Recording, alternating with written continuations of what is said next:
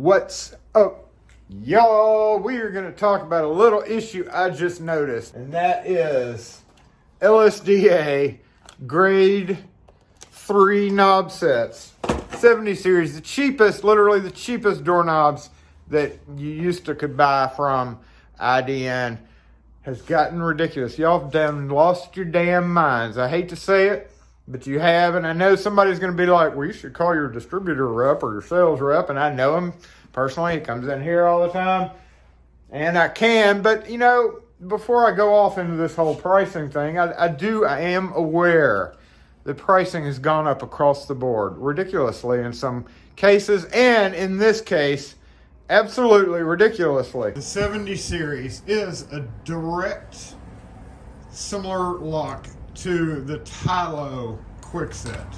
This is an original Kwikset Tylo, and yes, it does have the plastic spindle. From what I've seen from long-term wear, literally that was an okay decision for them to make because nothing really happens to that still from what I've seen, even on our ones. It's been out long enough. If there was going to be major issues with the plastic spindle, we would have seen it. More than likely, usually they get crummy and splotched up. So that's what happens when you buy cheaper locks. We're comparing these two because these are literally the same exact lock. Forever, LSDA has offered the 70 series as a direct competition to this. Now, as I'm talking, I will point out that you can open up any app to a big box store and see that the Kwikset original locks are about $11, $12, $13, at least in my area they are. So it's a $13 lock. Now I normally don't put out our pricing to videos like this, but I looked at my invoice after I got these in and noticed they are almost $19. That is right, a exact same lock. I guess we're now paying for that metal post instead, but it is literally a carbon copy, been around forever. And there's a few key differences to these, and that is the latch. So one could say this is better because it's got this steel thing there where you can convert it. So like if you need a drive-in, which I might add, using drive-in locks for a knob accounts for maybe 3% of my sales. So in all actuality, this is doing me no good compared to having a 2-way or a 4-way, whatever you want to call it. This is 6-way. And that's adjustable in case you don't know what way means. It's like 2 3/8, 2 3/4. That's 2, right? And then I believe maybe they count the square faceplate that they include as 4-way. And then this is 6-way. That means you can pop this off and make it drive in 2 3/8 or 2 3/4, however you do that. All right, move it this way, I believe. Yeah, so now it's 2 3/4. Yeah, good, whatever. But again, using drive-in locks, very rarely, when I'm switching locks out, they're almost always on wood or metal doors. Residential, of course, where the cutout's there. And this may be, you may say it's better than this latch. This actually makes it harder because if you pull a lock off of a door, we're gonna go straight up here and look at this. All right, you see I've had to drill out a couple of these, but all right, I think I've drilled all of these out, but on some of the older holes, they used a 7/8 inch hole, and when you put it in there, it's tight. When you come in with this lock, it won't fit. So if you just sell this lock to somebody and they've got a small diameter hole, this is especially true on bar or security doors too, this will not go into the hole without drilling it out, and that can be very ticky for somebody who's not used to drilling locks. So that is a hindrance. It's a hindrance for the most part. And B, using the silly plate and then this, all right, snap it together, put it in there. See how it doesn't sit like right immediately? You gotta kind of get it in there, and you know, these are locksmith locks, so you might argue, well, hey, a locksmith's supposed to be putting it in. But here on the retail side, if we give this to somebody, like, automatically, even though I've got this hole drilled out, this is automatically giving me a little bit of trouble. getting in, I'd have to, you know, get a screwdriver and maybe hit it a few times or hammer. Anyway, the point is if you're somebody who's just not used to switching out locks, it's not going to switch out as easily as that latch. I mean, that fits, it's perfect. It's a no-brainer. You just slip it in, bam. If the hole's small, it'll still work. And then you try to sell them one of these guys, and you know, having to do chisel work, bad. So let's go ahead and get it on. Let's see if it'll work on this bottom one. Not really. So again, there we go.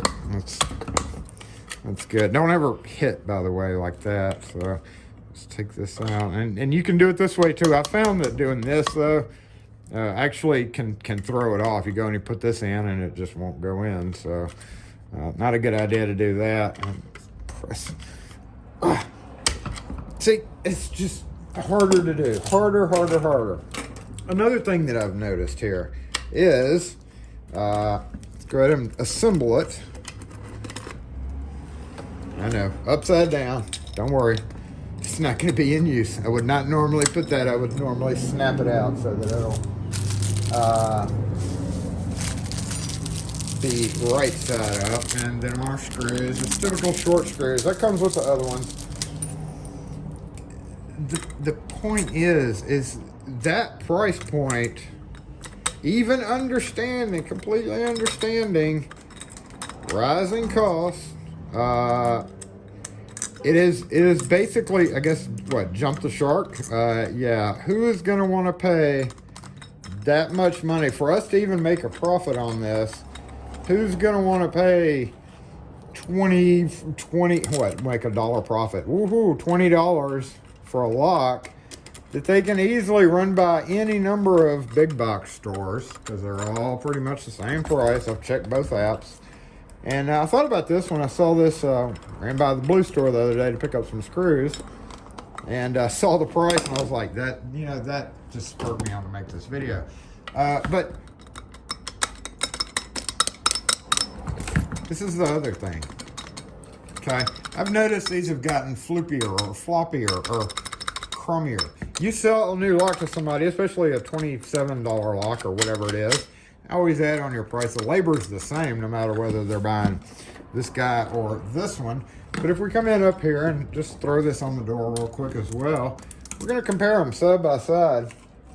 Also, yes, I hadn't put the screws in, but you know, you might say, well, that would affect the floppiness. If you put the screws in, it'll be less floppy. That's not true. It's actually just floppy in the production of it. And we come in here, you know, we're going to see some flop, but in my opinion, it's nicer. Now, this is getting to the,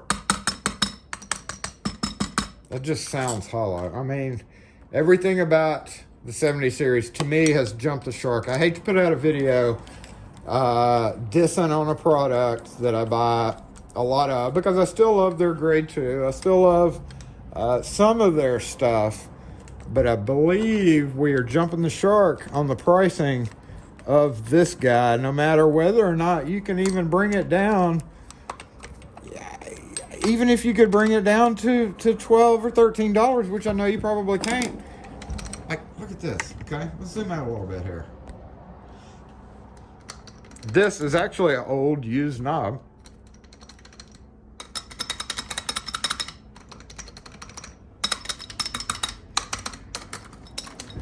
Okay.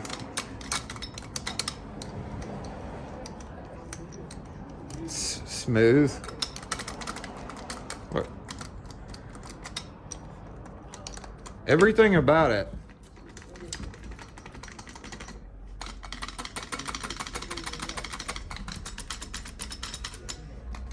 Oh, well, I guess we need to lock it. I seriously think ID and whoever watches this with Acme, sorry for posting the video, but I'm not going to be buying the 70 series anymore. You know, you used to compare them with these single cylinder grade 3 deadbolts, the 70 series deadbolts, and they make perfectly good, fine locks for cheap locks. But when you can go to the box store, buy original, when you're buying aftermarket and you're spending more money, almost 1.5 times the amount of money on aftermarket as you are original. That doesn't make much sense. So, I don't know, especially when there's other locks out there like the master brands, which are still cheaper. You can still get a nice master brand lock with the, you know, whatever keyway, polished brass keyway, Wiser keyway, key it up to Kwikset. It's a much bigger knob. It's much beefier in the hand.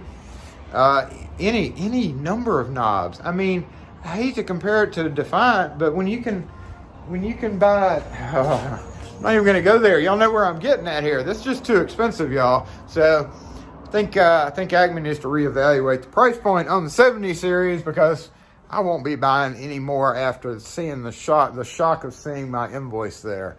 So anyway, what are your thoughts, y'all? I'm staying with the grade 2 for right now because they've always served me well and they hadn't made a big change. But over the past couple of years, I've noticed that metal getting tingier, crappier, just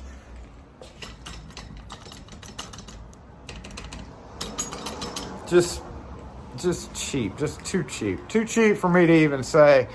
Even somebody that says a cheap lock when they could go buy the original lock for less, just makes no sense. Anyway, thanks for watching. Y'all have a great weekend.